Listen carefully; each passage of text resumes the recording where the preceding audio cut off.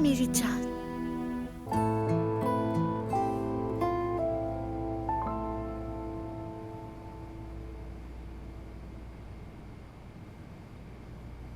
हमारी तो कोई बात नहीं हुई रुज़ान साहब। गुजारिश है कि दोबारा ये मौजू ना छेड़े।